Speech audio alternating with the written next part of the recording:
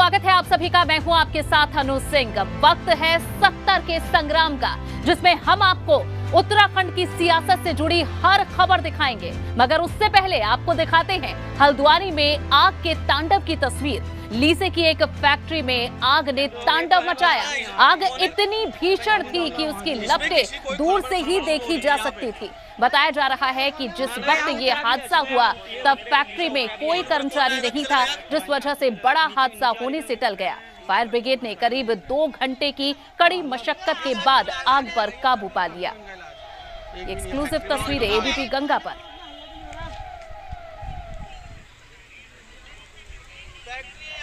लीसा factory है जिसमें आग लगी। 2 घंटे का समय लग गया आग पर काबू पाने में। तस्वीरों में आप देख सकते हैं किस तरह धू धू कर आग की लपटें आसमान की ओर उठ रही है, काला धुएं का गुब्बार। एक्सक्लूसिव तस्वीरें एबीपी गंगा पर।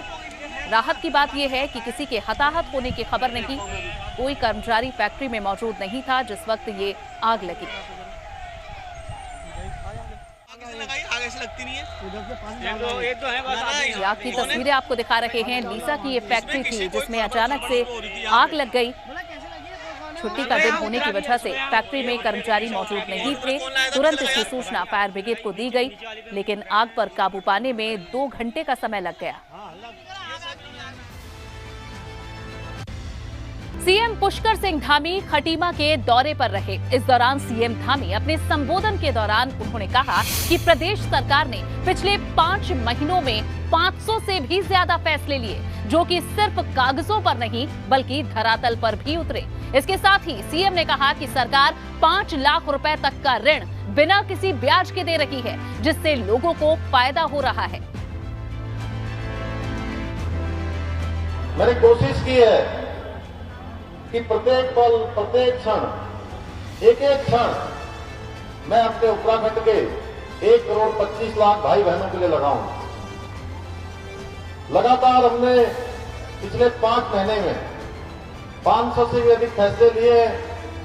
जैसा आदरणीय अभी स्वामी ईश्वरानंद जी कह रहे थे, हमने केवल फैसले या घोषणाएं नहीं की हैं।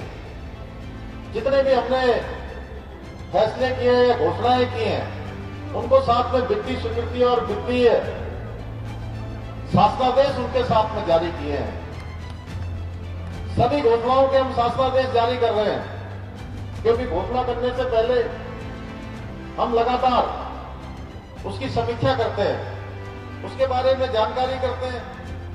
क्योंकि मैं मुख्यमंत्री के साथ साथ वित्त मंत्री का भी प्रभार मेरे पास है, तो वित्त मंत्री होने के नाते जितना भी फाइनेंस से जुड़ा हुआ मामला है या किसी भी विभाग की कोई घोषणा करनी हो, कोई कार्यक्रम चलाना हो, तो हम पहले ये देख लेते हैं कि घोषणा करनी है। हमने सोचना है कि कहीं पर हमने कुछ देना है, आप सबके बीच में आना है, तो उससे पहले हम सारी जांच पड़ताल कर लेते हैं। मुख्यमंत्री पुष्कर सिंह धामी हरिद्वार के दौरे पर रहे। इस दौरान सीएम धामी ने संतों से मुलाकात की। मुख्यमंत्री पुष्कर सिंह धामी ने निरंजनी अखाड़े पहुंचकर अखिल भारतीय अखाड़ा परिषद की तरफ से रखे गए स्वागत समारोह में शिरकत की। दरअसल देवस्थानम बोर्ड को रद्द करने को लेकर सीएम के सम्मान में ये कार्यक्रम रखा गया था। का आशीर्वाद मेरे लिए एक प्रेरणा है। प्रेरणा के साथ साथ एक ऊर्जा भी उनसे मिलती है, एक काम करने की और प्रेरणा मिलती है। जब पूज्य संतगण निर्मल मन से आशीर्वाद देते हैं, सभी ने आशीर्वाद दिया है, तो निश्चित रूप से हमें अपने कर्म क्षेत्र में और तेजी से आगे बढ़ेंगे, आगे काम करेंगे। और देवस्थानम एक्ट जो हमने वापस लिया है, तो निश्चित रूप से सभी की भावनाओं के अनुरूप हमने ये एक्ट वापस लिया है।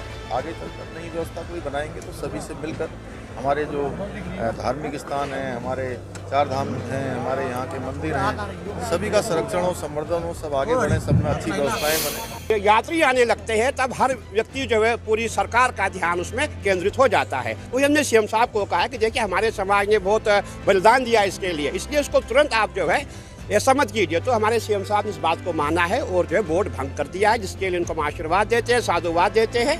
और बाकी जितने भी हमारे संत समाज है, पंडा समाज है, जितने भी समाज है, सब जो है भाजपा को आशीर्वाद दे रहे हैं। खबरों में आगे बढ़ेंगे, बात करेंगे पूर्व मंत्री यशपाल आर्य और उनके पुत्र संजीव आर्य की, जिन पर बाजपुर में हमला हुआ और अब इस हमले में सियासत गरमाई हुई है। इसे लेकर कांग्रेस ने देहरादून में प्रदर्शन किया है। कांग्रेस कार्यकर्ता मुख्यमंत्री आवास का घेराव करने पहुंचे थे, लेकिन पुलिस ने उन्हें बीच रास्ते में ही रोक लिया। इसके बाद कांग्रेस कार्यकर्ता सड़क पर ही बैठ गए और प्रदर्शन करने लगे। 2 तस्वीरें भी इस दौरान।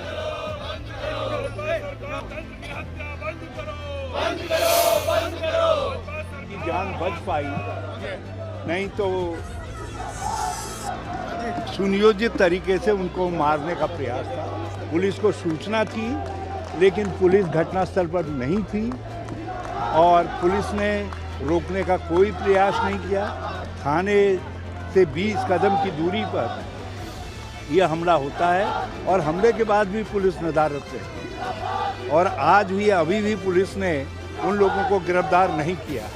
इसका अर्थ है इसी यशपाल आर्य की जिंदगी को, उनके पुत्र की जिंदगी को गंभीर खतरा है। यशपाल आर्य जी पर प्राणघातक हमला हुआ।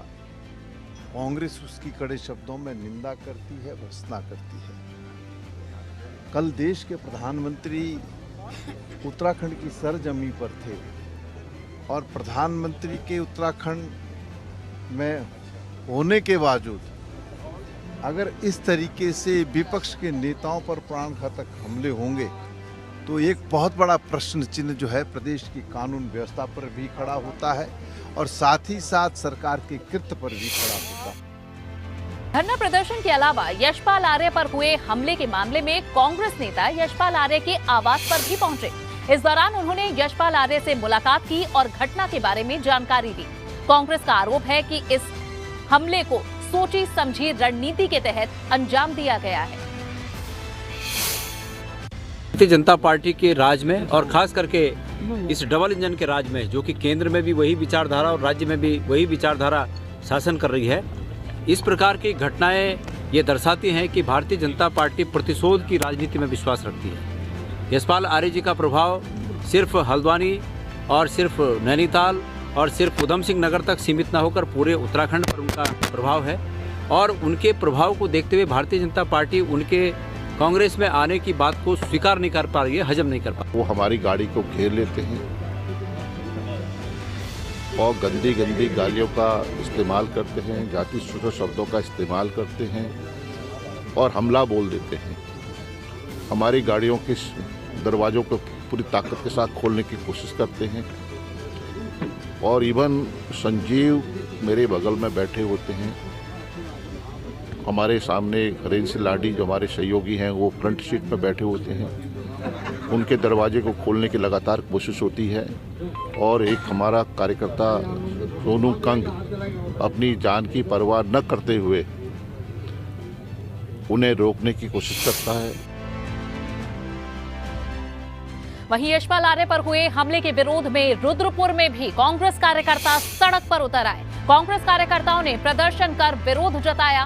कांग्रेस का कहना है कि भाजपा कार्यकर्ता कांग्रेस की बढ़ती लोकप्रियता को देखते हुए घबरा गए हैं, जिसे लेकर इस तरह की घटनाएं हो रही हैं।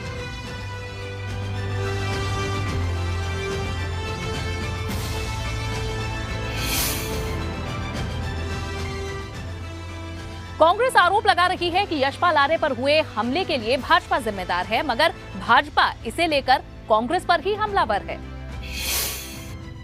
वो बड़ी घटना नहीं, घटिया घटना है। वो दिखता है कि कांग्रेस की आपस की फूट है। बिना नीति के नेता जब इकट्ठे होते हैं और जब बिना नीति के दल बदलते हैं तो इस प्रकार की घटनाएं होती हैं। वहाँ पर कांग्रेस के ही कार्यकर्ताओं ने कांग्रेस के नेता के ऊपर झगड़ा किया। वहाँ पर सिर पटेल भी हुई, वहाँ कुछ ऐसी जानकारी कुछ लठबाजी भी हुई वहाँ पर। तो स्पष्ट है कि कांग्रेस की फूट है। उत्तराखंड चुनावों से पहले ये मुद्दा काफी गर्माता जा रहा है उत्तराखंड की सर्दियों में।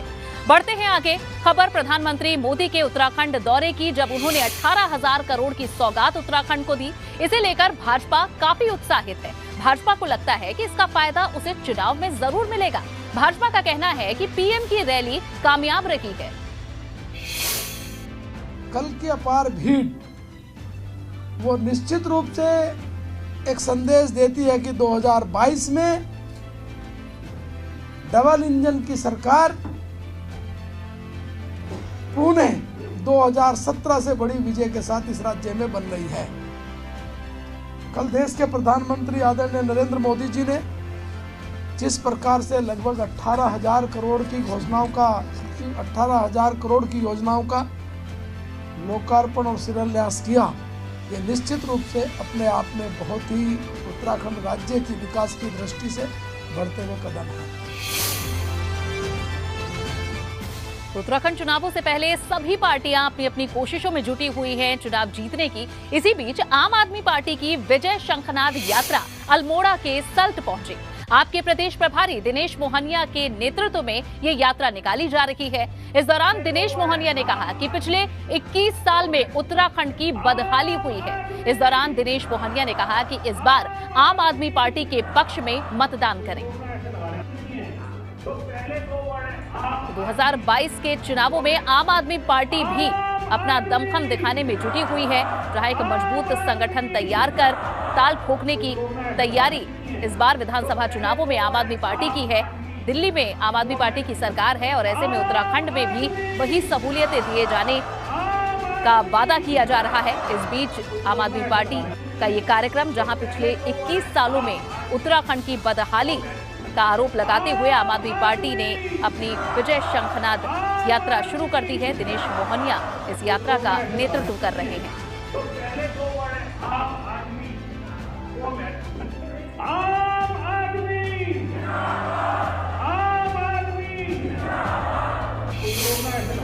तो राजनीति इस वक्त उत्तराखंड में चल रही है, लेकिन उत्तराखंड में मौसम का मिजाज बदला हुआ है। पहाड़ों की ऊंचाई वाले इलाकों में बर्फबारी होने लगी है।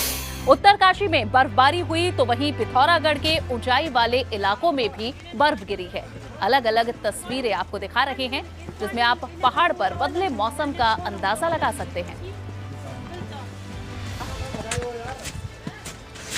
बर्फबारी होने के बाद बर्फ से ढकी हुई पहाड़ियां नजर आ रही हैं। तापमान इससे घटा है। आम लोगों को दिक्कत हो रही है, लेकिन सैलानियों के लिए बर्फ हमेशा चेहरे पर मुस्कान ले आती है।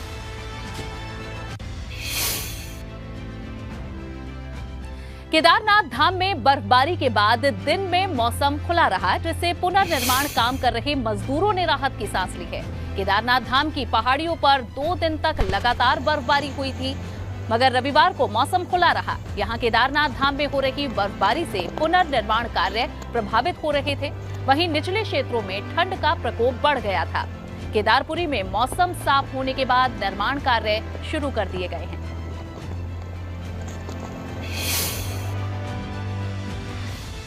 वहीं टिहरी जिले में बर्फबारी की आशंका को देखते हुए जिला खाद्य पूर्ति विभाग सक्रिय हो गया।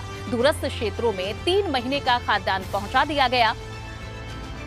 पूर्ति विभाग ने जिले में दूरस्थ क्षेत्रों के 11 गोदामों को चिन्हित किया है, जिसमें 5 गोदाम प्रतापनगर, 5 गोदाम घनसाली और साथ ही 1 गोदाम मरोड़ा में स्थित है।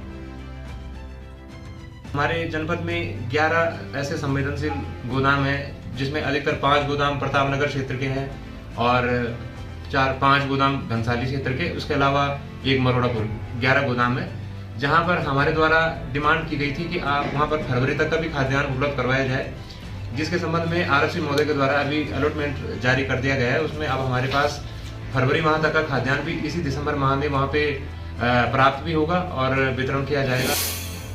संग्राम में अब बात हरिद्वार की खानपुर विधानसभा की। इस सीट से अभी भाजपा के कुंवर प्रणव सिंह विधायक हैं, मगर इस बार कुंवर प्रणव सिंह इस सीट पर कैसी स्थिति में हैं, आइए आज इसी पर बात करेंगे।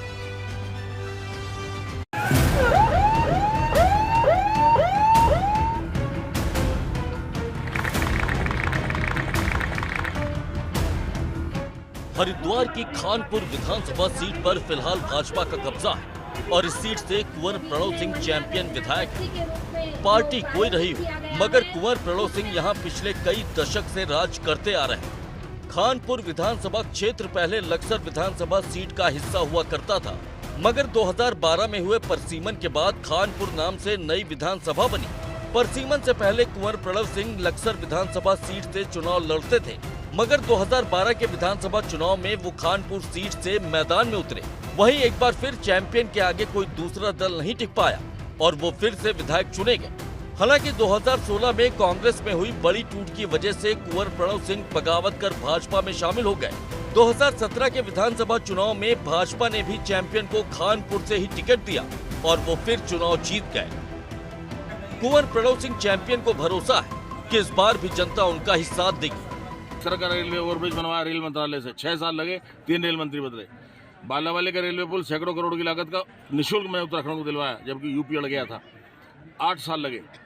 दीगर विधानसभा लालढांग में सिंचाई मंत्रालय भारत सरकार से, उस समय संतोष मोहंती मंत्री थे, 22 किलोमीटर का 24 करोड़ का बांध लालढांग में बनवाया, भोगपुर से बालावाली तक। शिकारपुर में जिला दूध संघ का प्लांट खुलवाया, शिकारपुर में नवोदय विद्यालय खुलवाया। कुंवर प्रणव सिंह चैंपियन अपने विधानसभा क्षेत्र में लोगों के बीच लोकप्रिय तो हैं, मगर पार्टी स्तर पर उनकी छवि काफी कमजोर हुई। कभी वायरल वीडियो तो कभी गलत बयानबाजी चैंपियन की राजनीतिक छवि पर सवाल उठाती आई और इसी वजह से उन्हें भाजपा से निष्कासन भी झेलना पड़ा था। कुंवर प्रणव सिंह चैंपियन ने जब से विधानसभा का चुनाव लड़ना शुरू किया तो उसके बाद वो कभी हारे ही नहीं। चैंपियन जब कांग्रेस में थे तो भाजपा उन्हें परास्त करने का कोई फॉर्मूला नहीं निकाल पाई और अब वो भाजपा में है तो कांग्रेस भी अब तक चैंपियन के किले को भेदने में नाकाम रही है। एबीपी गंगा के लिए खानपुर से श्याम सिंह की रिपोर्ट। और चलिए अब आपको दिखाते हैं कि विधायक कुंवर प्रणव सिंह का रिपोर्ट कार्ड क्या कहता है। कुंवर प्रणव सिंह ने इलाके में काम तो खूब किए, लेकिन उनके पिछले 2 टर्म संतोषजनक नहीं रहे हैं। शिक्षा स्वास्थ्य के क्षेत्र में पिछले 10 साल में कोई बड़ा काम नहीं किया। विधानसभा में सही से नहीं उठा पाते क्षेत्र की समस्याएं। बयानबाजी की वजह से कमजोर पड़ी है उनकी राजनीतिक छवि। वहीं फैक्ट्रियों में पढ़े लिखे युवकों से ठेकेदार मजदूरों की तरह काम करवाते हैं, मगर विधायक कुंवर प्रणव सिंह इसे रोक नहीं पाए हैं। अब चलिए आपको दिखाते हैं खानपुर विधानसभा क्षेत्र की जनता के बड़े मुद्दे आखिर कौन कौन से हैं। दरअसल किसानों को नीलधारा गंगा और सोनाली नदी से हर साल बरसात के सीजन में काफी नुकसान होता है। किसानों की फसलों में पानी से डूब जाती हैं वे, और मगर विधायक इसका समाधान अभी तक नहीं करवा पाए हैं। ये एक बड़ी समस्या है। खानपुर विधानसभा क्षेत्र में कोई बड़ा अस्पताल भी नहीं है। खानपुर विधानसभा क्षेत्र में हायर एजुकेशन के लिए छात्रों को परेशानी होती है। कोई बड़ा कॉलेज नहीं है। इसके अलावा सरकारी स्कूलों की स्थिति भी बदहाल है। खानपुर विधानसभा क्षेत्र में किसानों के लिए कोई बड़ी फसल मंडी नहीं है, जिससे किसानों को दूसरे शहरों में रुख करना पड़ता है। इसके साथ ही फैक्ट्रियों में, जहां पर फैक्ट्रियां तो लगी हैं इलाके में, लेकिन स्थानीय युवाओं का ठेकेदार उत्पीड़न करते हैं। पढ़े लिखे युवाओं से मजदूरों की तरह काम करवाया जाता है। ये कुछ समस्याएं हैं, ये कुछ मुद्दे हैं जो कि लोगों को परेशान कर रहे हैं। चलिए अब आप ये भी देखिए कि कुंवर प्रणव सिंह चैंपियन की विधानसभा के लोग उनके कामकाज को लेकर आखिर क्या कुछ कह रहे हैं। चैंपियन साहब जैसा विकास कोई कर नहीं सकता, ना कोई दूसरा प्रत्याशी करने का। जनता की जो मूलभूत सुविधाएं, सड़कों का विकास हो, नालियों में जो गंदा जो निकासी हो, गंदे पानी की, जल की, ये चीज़ें जो मूलभूत सुविधाएं हैं वो उनका अभाव है क्षेत्र में। आप किसी भी क्षेत्र में देख लो, मैं जाकर किसी विधानसभा किसी भी गांव में देख लो। 20 साल से जो क्षेत्र की हालत थी, आप सब उस चीज़ से अवगत हैं, और आज जो हालत है, जिस प्रकार विकास चैंपियन साहब ने इस क्षेत्र को दिया है और आगे भी देने वाले। शुरू में बने थे जब तो ठीक थे, फिर उसके बाद 2 फेरी बनी, कुछ नहीं करा।